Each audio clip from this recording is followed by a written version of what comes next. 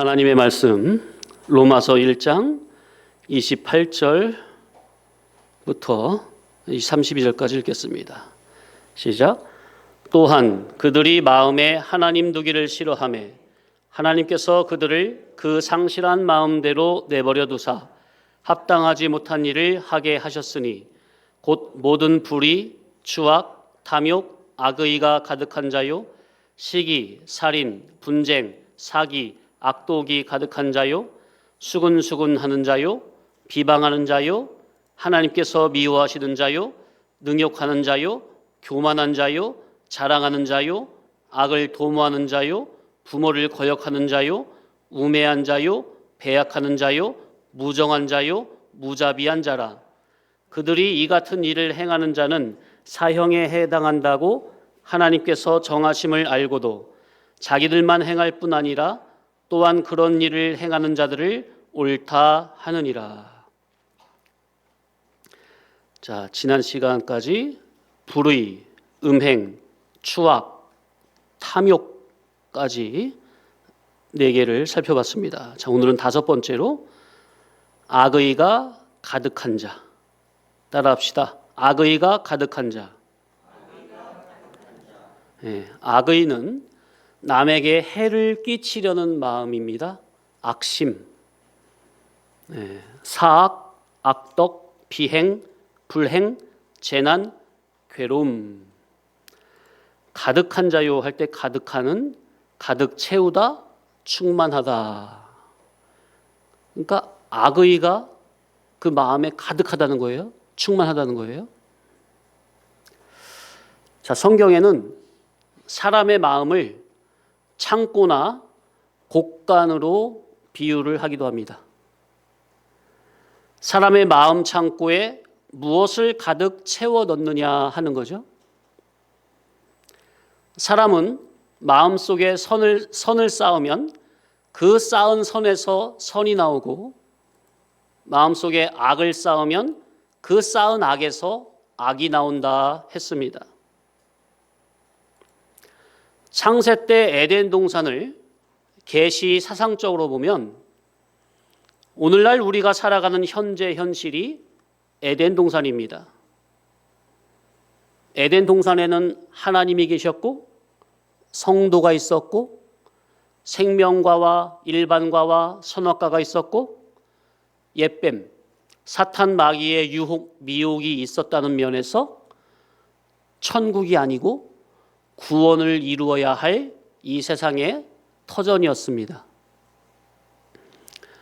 오늘날 우리가 살아가는 현재 현실에도 하나님의 말씀의 인도가 있고 생명과 교훈과 일반과와 선악과 교훈이 있고 사탄 마귀의 유혹 미혹이 여전히 안팎에 도사리고 있고 그러니 우리가 살아가는 현재 현실이 구원을 이루어야 할 에덴 동산과 같습니다. 이해되시죠? 에덴 동산에서는 하나님의 말씀과 같이 선악과는 절대로 먹지 말고 자기에게 영과 생명이 되는 생명과 교훈을 부지런히 먹으며 그 주격으로 일반과를 먹으며 부지런히 천국에 합당한 사람으로 성장하면 되는 겁니다. 그러나 인간이 현실에서 하나님의 말씀을 버리고 불순종하여 선악과를 먹어버리면 자기의 지식에서부터 마음, 정신, 양심이 의지와 의식이 성질, 성격, 성분이 소원, 목적, 추구성이 타락하고 부패해버리기 때문에 뭘 먹으면? 선악과 교훈을 먹으면 마음, 정신, 양심 모든 게 다 부패해버려요. 정신계가. 그렇기 때문에 그 사람 속에는 하나님 앞에 선한 것은 하나도 없고 전부는 악으로 오염되어 가득히 들어차 버립니다. 지금 악의가 가득한 자요 그랬잖아요. 사람의 마음에 지금 뭐가 가득 들어차느냐 지금 그것을 근본 원리부터 말씀드리는 거예요. 제가 할 말이 없어서 선악과를 먹으면은 영은 죽고 그 양심은 그 마음은 타락하여 지각이 어둡고 의지, 의식, 정신, 양심은 다 타락하고 부패해가지고 죄와 사망이 쑥 들어오고, 그런 말을 제가 괜히 할 말 없어서 심심해서 하는 게 아닙니다. 예? 이 다 영적인 원리를 말씀드린 거예요. 이치를.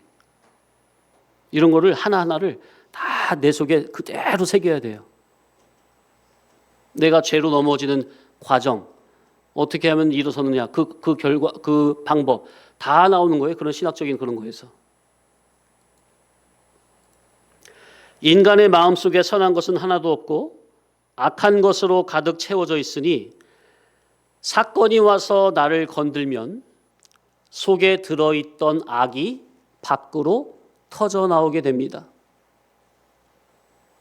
내 속에서 막 짜증이 나가지고 막 신경질이 났어요. 그때 누가 탁 건들면 어떻게 해? 하은아? 예음이가 눈치가 없이 그때 너를 탁 건들면 어떻게 하지?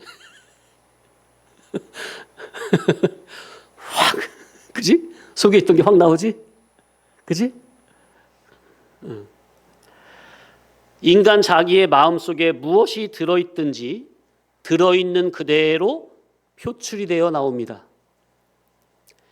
애굽왕 바로의 마음속에 악이 가득 들어있으니 사건이 올 때마다 이스라엘을 괴롭히는 악행이 나옵니다.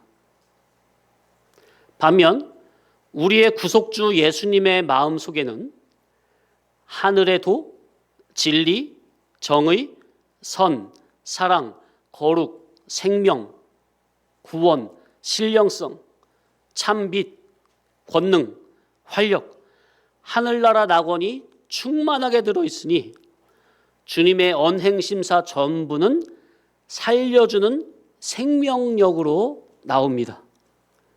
주님에서 나오는 것은 전부 사람을 살려주는 생명력이에요. 그 힘이 있어요. 활력. 우리는 주님과 나를 대조적으로 비교해보고 내 속을 주님의 것으로 갈아넣고 채워넣어야 합니다. 내 속을 가만히 들여다보세요. 바로왕과 같이 세상에 더럽고 악하고 추악한 것이 더 많은지, 우리 주님과 같은 거룩하고 신령하고 선하고 의로운 것만 가득한 건지. 자, 세상을 보면 사람이 일반적으로도 악하여 그 마음에 악의가 가득한 사람이 있습니다. 그죠? 악의로 똘똘 뭉쳐진 사람이 있어요, 간혹. 그러나 보통의 일반 상식을 가진 범인들은 악의가 가득하지 않고 일반적 선의 마음이 있습니다. 맞죠? 기독교 일반 종교성적인 면을 봐도 교회 안에서 일반적으로 악의가 가득한 사람은 많지 않습니다.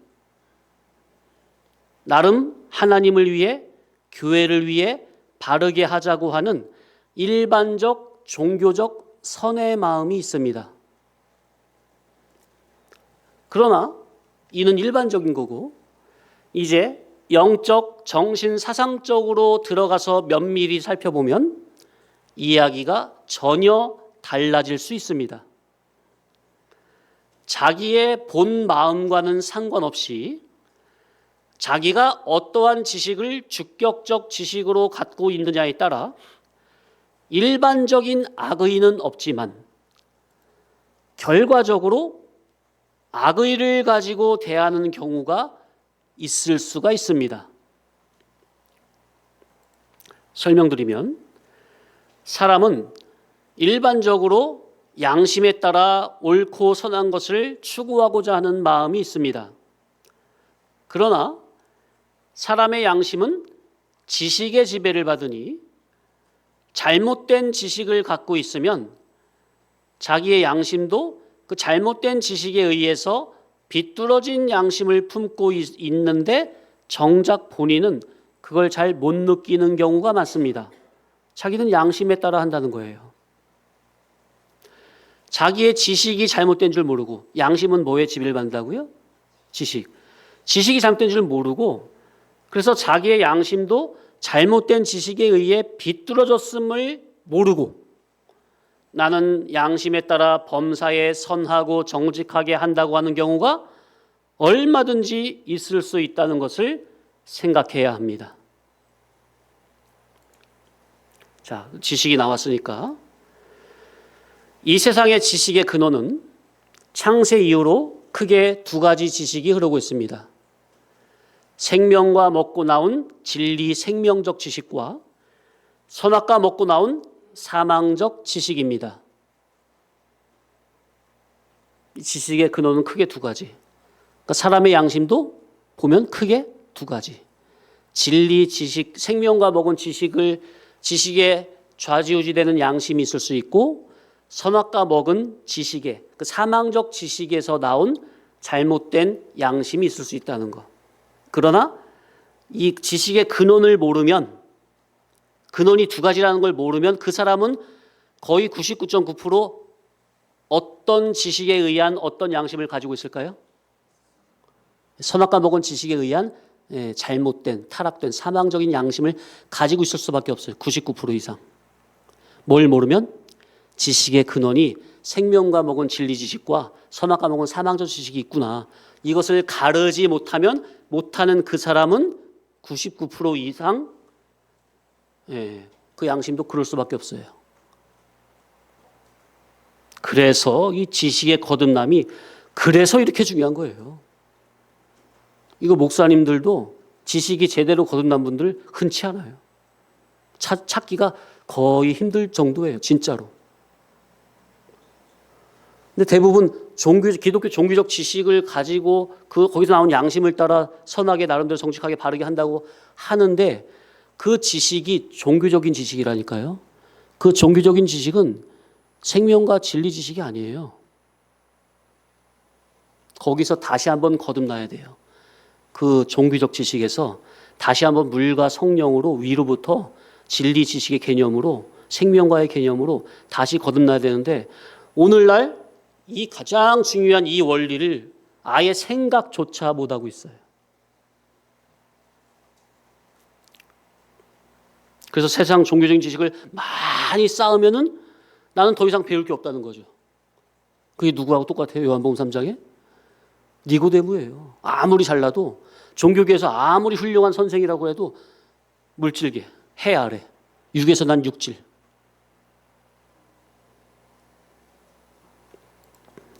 하나님의 진리 생명의 말씀을 깨닫고 나온 진리 지식은 위로부터 물과 성령으로 거듭난 영의 지식입니다. 선악과 지식은 그 사고의 출처와 향방과 목적이 전부 물질 세상에 국한이 되어 있습니다. 자, 선악과 먹은 지식의 특징이에요. 선악과 먹은 지식의 그 지식은 그 사고의 출처, 향방, 목적이 전부 어디에 국한되어 있다고요? 물질 세상에. 세상이라고 할 땐 기독교 종교적 세상도 포함됩니다.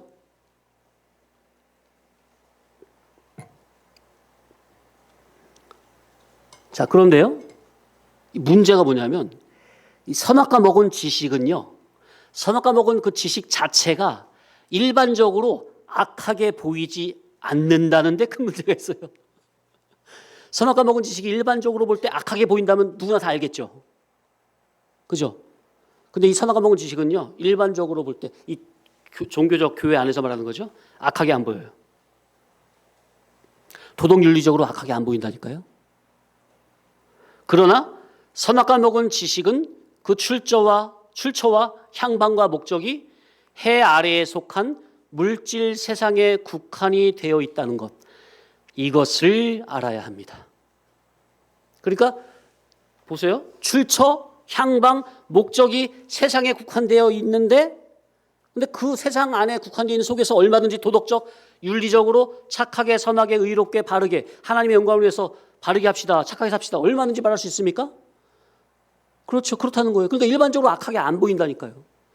그래서 속는 거예요. 생각을 못하는 거예요. 그러나 결정적인 게 뭐라고요? 출처와 향방과 목적이 어디라고요? 죽음선 넘어 천국이라고요? 이 세상이라고요? 이 세상에 국한되어 있다고요. 그게 바로 선악과 먹은 지식이에요. 사망적인 지식. 생명과 먹은 진리 지식은 그 출처가 천국이요, 향방이 천국이요, 목적이 천국입니다. 이렇게 달라요. 선악과 먹은 지식은 출처가 세상이요, 향방이 세상이요, 목적 역시 세상 또는 종교적 세상입니다. 이렇게 천국과 세상으로 완전 다르다니까요. 근원이, 출처가, 향방과 목적이. 쉽죠? 이렇게 이해하면 쉬워요. 근데 이렇게 안 보고 뿌리와 목적이 어디냐 이걸 안 보고 그냥 중간에 가운데 몸통만 보면요, 이것도 나름 옳은 말인데, 이것도 맞는 말인데, 이 목사님은 이런 쪽에서 은사가 있어서 이렇게 말씀하시는구나, 이 목사님은 이런 쪽으로 이렇게 말씀하시는구나. 다 좋은 설교로만 들려요. 근원을 모르면. 다 성경 가지고 하니까. 진리 생명과 먹은 지식은, 여기 했군요. 이 선악과 먹은 지식으로 성경을 보면 하늘의 말씀, 영의 말씀, 생명의 말씀을 땅의 말씀, 육의 말씀으로 이해하고 그러면서 그것이 하나님의 뜻이라고 생각하게 됩니다. 성경의 개념은 그 출처와 목적이 어디라고요? 천국. 그런데 천국의 목적으로 그 개념으로 적힌 성경을 어떤 개념으로 이해해요? 물질 개념, 세상의 개념으로 이해하고 이것이 하나님의 뜻이로구나 이렇게 생각하고 신앙하고 설교한단 말이에요. 이것이 교인이라면 그럴 수 있겠다 싶겠지만 문제는 교회 인도자가 성경을 육신의 생각으로 이해하여 자의적으로 해석하여 교인들에게 이것이 하나님의 뜻입니다 먹인다면 바로 그것이 교회 목사가 교인들에게 성경 가지고 예수님 이름으로 뭘 먹이는 거예요? 생명과 먹이는 거예요? 선악과 먹이는 거예요? 선악과를 먹이는 악한 짓이 되는 겁니다. 지난주에도 말씀드렸지만 목사 양심상 어느 누가 교회 교인들에게 생명과를 먹이고 싶어 하지 선악과를 먹이고 싶어 하는 인도자가 어디 있겠습니까? 그러나 성경을 보고 이해하고 해석하는 목회자의 주격적 지식이 위로부터 물과 성령으로 거듭난 진리 지식의 개념이 아닌 아래서 나고 육에서 난 육칠의 개념으로 성경을 보고 해석하면 영의 말씀을 육의 말씀으로, 하늘의 말씀을 땅의 말씀으로, 신령 속에 속한 말씀을 물질에 국한이 된 개념으로 오해, 곡해, 왜곡을 하여 바로 이것이 하나님의 뜻입니다 하며 다른 복음을 전하게 되니 바로 이것이 교회당 안에서 행해지는 대표적인 추악한 짓이요 악행이 되겠습니다. 목회자 자기 양심과 마음은 악한 뜻에서 한 게 아니라 선한 뜻에서 하려고 한 건데 자기의 양심을 지배하는 지식이 위로부터 거듭난 진리 지식의 개념이 아니라 아래서 난 선악과 따먹은 물질 지식의 개념인 줄 모르고 그러니까 자기의 지식이 물과 성령으로 거듭나지 못한 속에서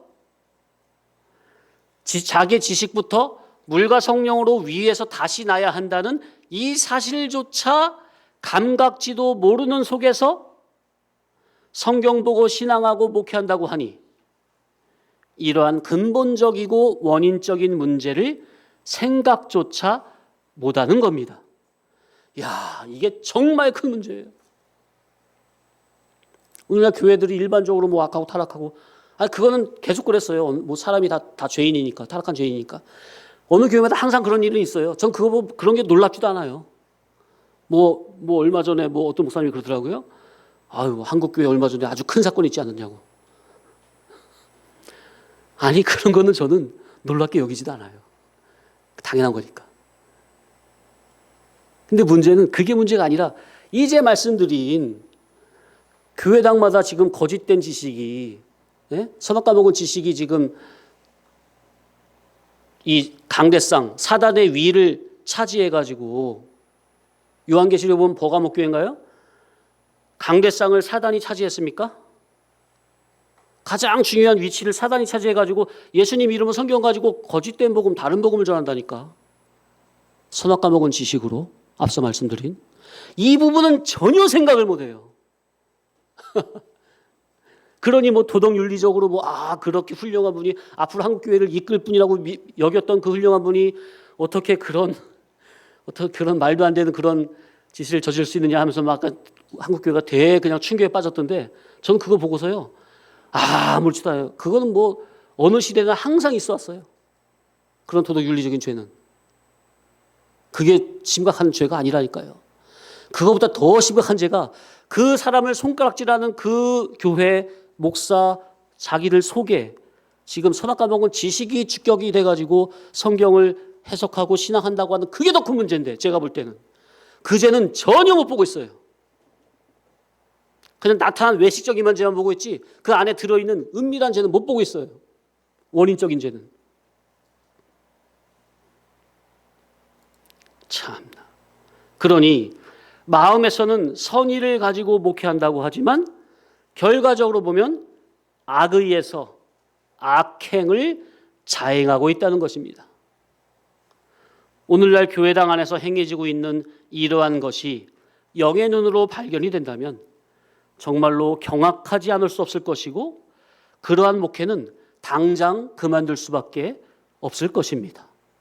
그런데 이 부분이 전혀 감각도 안 되니까 아무렇지도 않게 그냥 나름 다 하나님의 영광을 위하여, 그러니까 사사기 시대랑 똑같아요. 오늘날 시대가 이스라엘에 왕이 없으므로, 그 말은 진리 기준이 없으므로 사람들이 자기 소견에 옳은 대로 행하였더라. 자기 소견에 나름대로 옳은 대로 하나님을 섬겼더라, 그 말이에요.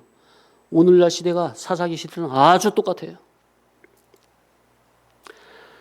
목회자들이요, 주를 위해, 하나님의 영광을 위해 사명을 가지고 목회를 한다고 하기 전에 먼저 신앙한다고 하는 나의 지식에서부터, 물과 성령으로 위로부터 다시금 거듭나야 한다는 이 이치가 무엇인지 심각하게 심사하고 고민하여 반드시 진리와 영감으로 지식에서부터 거듭나지기를 사모함으로 힘쓰시라. 최소한 목회를 하려면 지식에서부터 거듭나져야 한다. 이 말이 목회자 자기 인격에서 실감이 나야 합니다. 이 말이 무슨 말인지 모르면 솔직히 이거 참 목회하면 안 됩니다. 소경이 소경을 인도하면 어떻게 된다고요? 둘 다 구덩이에 빠지느니라. 사람의 양심은, 그리고 신앙의 소원, 목적, 추구성, 가치관, 이해타산, 모든 것은 다 어느 지식을 주격적 지식으로 삼고 있느냐 하는 여기에서 생사가, 영육이 다 갈라지기 때문입니다. 그런데 이렇게 중요한 지식의 중요성에 대해서는 모르고, 지식의 거듭남에 대해서는 생각도 못 해보고, 제 아무리 주를 위해 열심히 한다 해도 그 질 전부는 해 아래에 속한 질이요, 산 위의 제자들의 신앙이 아닌 산 아래 무리들의 신앙에 불과하다는 것을 알고, 목회라는 사역 이전에 나부터, 내 지식부터 물과 성령으로 거듭나야 한다는 이 말을 믿음으로 심사숙고해 보시기 바랍니다. 우리는 행동활동 이전에 먼저 자기 마음속에 기존에 들어있는 그 지식의 질이 무엇인지, 어떤 질인지 깊이 살펴 심사하여 악한 것은 다 내버리고 하나님의 거룩하고 선한 것으로 갈아넣는 일에 힘써야 할 것입니다. 교회된 우리는 예수님의 진리와 영감으로 하나님의 선을, 하나님의 선의 속성을, 그 성품을 내 속에 충만하게 채워 넣어야 합니다. 맞습니까? 그러나 이게 되려면 주를 위해 무엇을 하려고 하기 전에 가장 먼저 뭐부터? 지식에서부터 거듭나야 한다. 이 말을 깊이 생각해 보시길 바랍니다. 자, 그 다음에 자, 여섯 번째 뭡니까? 예, 따라합시다. 시기. 예, 샘을 내서 미워함. 샘은 남의 일이나 물건을 탐내거나 자기보다 나은 처지에 있는 사람을 미워함. 시기, 샘, 시샘. 자, 시기심이 강한 사람은 남이 잘 되는 꼴을 못 봐요. 우리 학생들 어때? 어때? 친구들이 잘 되는 거를 마음에서 쟤 열심히 했더니 저렇게 하는구나. 그래. 마땅한 결과다. 그렇게 생각을 해요? 아니면 시기심이 막 올라와요? 남이 잘 되는 꼴을 못 보는 거. 이는 선악과 먹고 저주받고 타락한 죄인들의 전형적인 악한 속성입니다. 사람이 자기 속에서 주님과 인격적으로 결합이 안 되어 있으면 몸 밖의 것이 없는 것으로 인해서 배가 고픕니다. 어떻게 되면 어떻게 된다고요? 사람이 주님과 인격적 결합을 안 되어 있으면 몸 밖의 것이 없는 것으로 인해서 갈증이 나고 배가 고파요. 그러다가 나에게 없는 것이 타에게 있어버리면 그가 나에게 악한 짓을 안 했어도 그로 인해 괜히 배가 아프거나 배가 고픕니다. 그가 나보다 나을 게 뭐냐는 겁니다. 그가 나보다 나을 게 뭔데 그는 나에게 없는 그러한 것들이 있느냐 하는 거죠. 이는 성도로서 하나님의 주권적인 통치와 섭리를 인정하지 못하고 하나님을 원망하는 전형적인 불신앙의 죄입니다. 시기는, 질투는 불신앙의 죄입니다. 하나님의 주권 통치를 인정하지 않는 거예요. 그래서 성도는 시기하면 안 됩니다. 시기하는 성도는 하나님의 뜻을 모르는 자입니다. 시기하는 성도 그 속에는 하나님이 현재 안 계십니다. 하나님이 안 계시니까 시기하는 거예요.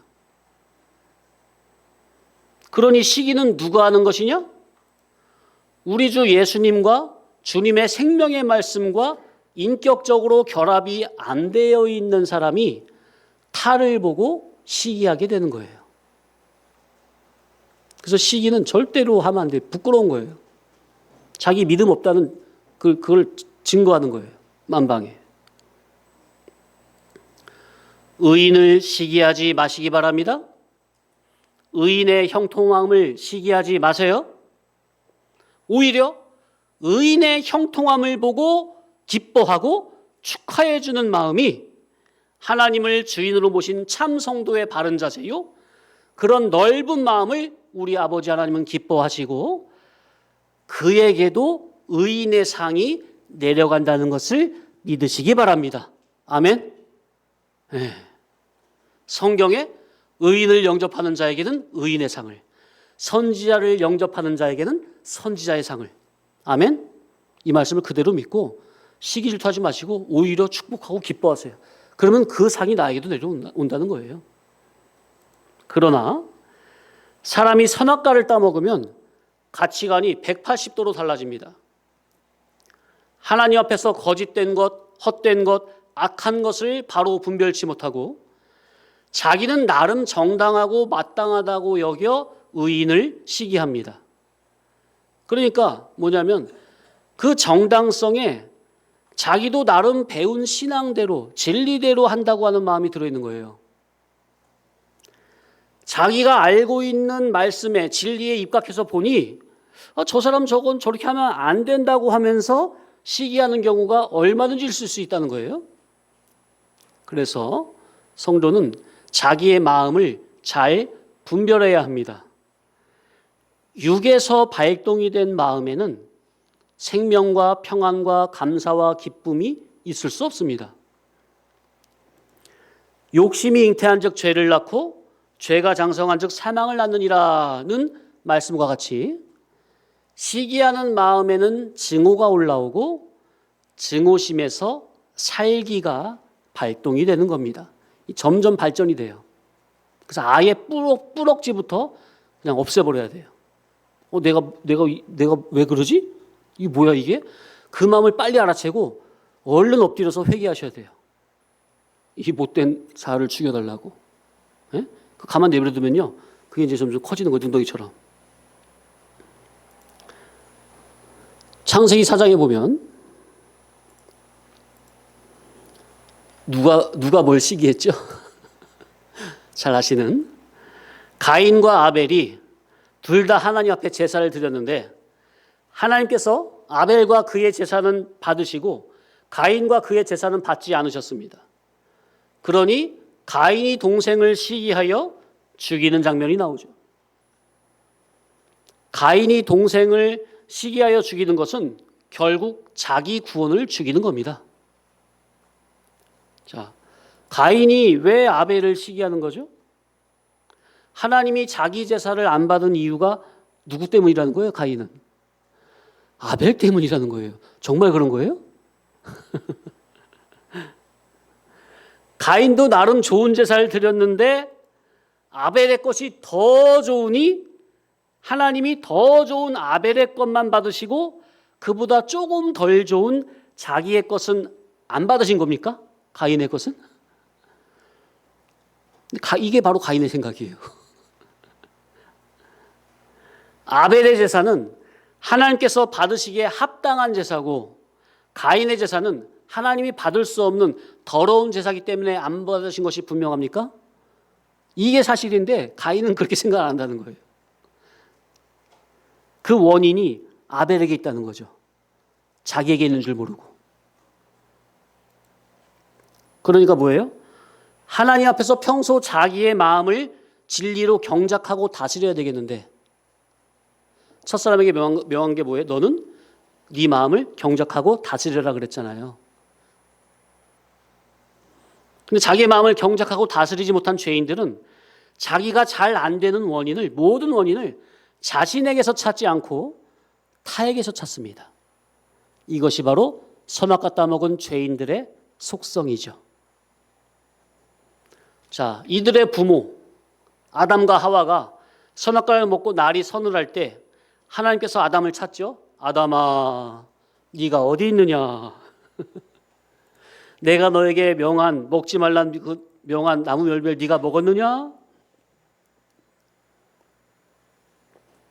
아담이 뭐라 그래요? 하나님이 주셔서 나와 함께 하신 그 여자가 그 열매를 줘서 내가 먹었나이다.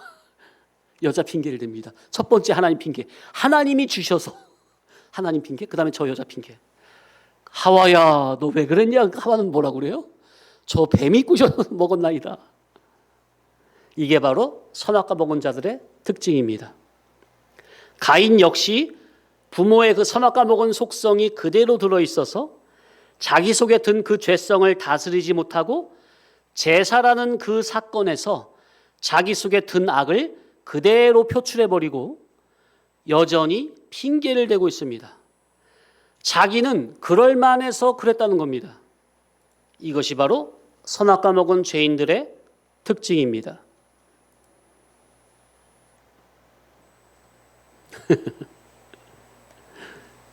핑계 없는 무덤이 없는 거죠. 그러니까 제가 묻는 거는 근본을 묻는 건데 성도님들은 제가 묻는 근본을 대답하지 않고 상황이 이래서 어쩔 수가 없었어요. 이래서 어쩔 수가 없었어요. 누구 때문에 그랬어요. 저는 이렇게 하려고 했는데 뭐 때문에 그랬어요. 자꾸 사건 환경 핑계를 대요. 저는 근본 원인을 묻는 건데. 아니, 믿음이 없으면 그렇게 할 수도 있어.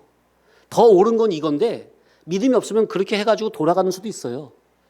저 그걸 탓하는 게 아니에요. 더 근본 원인을 묻는 거죠. 마치 하나님께서 아담아 어디 있느냐, 이게 하나님 지금 아담이 뭐 술래잡기 하는 겁니까? 못 찾겠다 깨꼬리? 뭐 몰라, 어디 계신지 어디 숨었는지 몰라서 그러는 거예요? 근본적인 그걸 묻는 거 아닙니까? 그런데 그랬을 때 꼭 사람은 핑계를 대요. 근본 원인을 다 봐야 되겠는데. 성도님들은 그런 거 없습니까? 그게 바로 하나님을 속이고 자신을 속이고 목회자를 속이는 거예요. 선악과 먹은 내 속의 그 죄성이, 악성이 얼마나 정말 간사하고 간교한지, 옛뱀처럼 자기는 딱 믿음 좋게 포장하면서 자꾸 이렇게 어떻게 해서든 자기 믿음 좋게 포장하는 거야. 그 솔직히 자기 속을 딱 까봐서 아이고 제가 이런 마음이었습니다. 그게 안 돼. 어떻게 해서든지 그냥 외식과 위선의 선한 가면을 자꾸 쓰는 거예요. 성도님들, 하나님 앞에서, 인도자 앞에서는 솔직하시기 바랍니다. 그게 자기가 살고 은혜가 내려가는 비결이에요.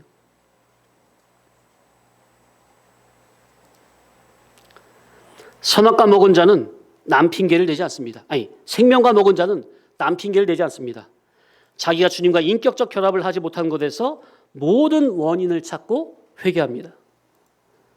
자, 그리고 구약에 요셉의 형들이 요셉을 시기하여 미워하더니 결국 죽이려고 하다가 큰형 르우벤과 유다의 중재로 애굽의 상인들에게 노예로 팔아버립니다. 자, 형들이 왜 요셉을 시기합니까? 평소 아버지가 요셉을 특별히 사랑해서 채색 옷을 입혔습니까? 그것도 못마땅한데 하나님께서 요셉에게 보여주신 꿈 이야기를 하니까 그 시기가 더욱 커져버렸죠. 단순히 나타난 것만 보고 아버지가 나에게는 이리 대우하시는데 요셉에게는 저리 대우하시네 하고 형들이 지금 시기하는 거죠. 그러니까 형들은 아버지가 왜 요셉을 특별하게 사랑하는지에 대해서는 더 깊은 생각이 되는 거예요? 안 되는 거예요? 안 되는 거예요. 나타난 것만 보고 시기하는 거죠. 우리 성도님들도 그러시면 안 됩니다.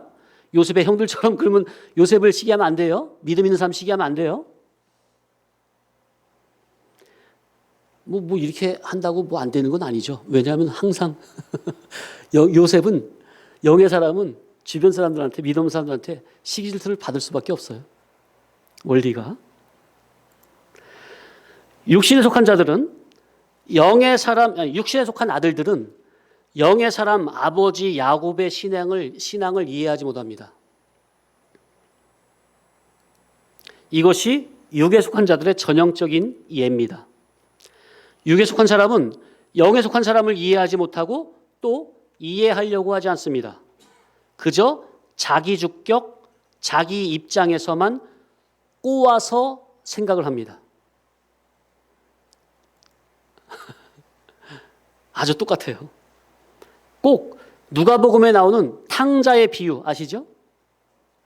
거기서 집에 있는 큰아들 탕자하고 그 성질이 아주 똑같아요. 그 집에 있는 큰아들은 어려서부터 클 때까지 아버지의 명을 어김이 한 번도 없습니까? 착실하게 했죠? 그러나 그 속의 의사성은 아버지와 의사 단일이 아니고 합치가 아니고 불일치죠? 비단일이죠? 우리는 늘 아버지의 마음을 헤아려야 합니다. 우리는 늘 영에 속한 자의 마음을 헤아려 보려는 겸손한 마음의 자세가 요구됩니다. 그렇지 않으면 자기 된 대로, 자기 속에 들어있는 대로 시기심에서 나오는 각종 불순한 언사를 남발하게 됩니다. 세 번째로, 신약의 빌라도는 대제사장과 바리새인들이 시기해서 예수님을 넘겨준 줄 알고 예수님을 놓아주려고 힘썼으나 그들이 완강하게 죽여달라고 하여 결국은 사형 언도를 내렸습니다. 육신에 속한 자들은 영의 사람을 시기하는 이것은 창세 이후로 오늘날을 거쳐 말세까지 계속될 것입니다. 오늘날 교회에서도 사역주의로 나가는 교회는 몸 밖의 것을 먹으러 가려고 하는 여기에 서로 시기하여 다름박질하기 때문에, 그것이 우선이기 때문에 교회의 부흥, 성장, 건설, 확장, 이것이 우선이기 때문에 교회 교인들의 속을 고치는 옳은 이치는 있을 수가 없습니다. 그저 주를 위해 하나님의 영광을 위해서 이하 목숨 바쳐 열심히 해서 크게 멋있게 번들어지게 성공적으로 일을 처리합시다. 그 위주로 나가지 사람 한 사람 속에 들어있는 그 죄를 발견하게 하여 그것을 철저히 회개하여 고치게 하는 이런 교훈이 없어요. 그냥 성경 구절을 읽고 문자적으로 읽고 역사적, 문자적 그냥 해석이죠. 일반 도덕적, 윤리적인 사고고 해석이지 그 설교를 들으면 사람의 속이 자기의 죄인됨이 발견되고 야 정말 나는 죄인이구나. 내 속에 심각한 죄덩어리가 들어있구나. 악덩이가 들어있구나. 이것을 얼른 버려야 되겠구나. 이런 생각을 잘 못해요. 오늘날 설교를 듣고서는. 그러니까 무슨 말이냐면 하나의 교양이야.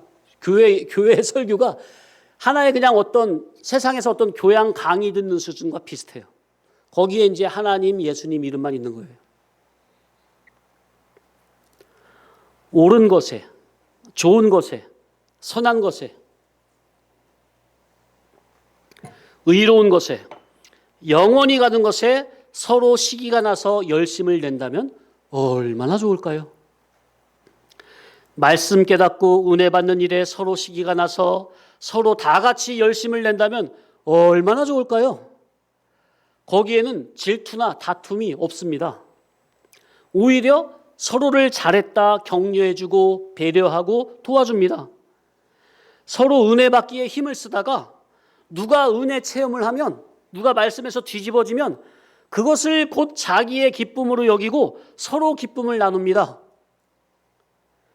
타의 은혜 체험이 자기에게 긍정적인 도전이 되어 그를 깎아내리지 않고 그를 높여줍니다. 나도 선한 것을 위해 열심을 냈지만 상대가 더 잘했으면 아낌없이 칭찬과 격려가 나가고 옳은 일에는 적극적으로 동참 협조가 됩니다. 이것이 바로 거듭난 교회요, 거듭난 성도입니다. 그러나 거듭나지 못한 교회 성도들은 나보다 누가 더 잘하거나 누가 좀 은혜 받고 누가 더 열심히 한다거나 하면 거기서 질투심이 생기고 그걸 다스리지 못하면 다툼을 일으킵니다.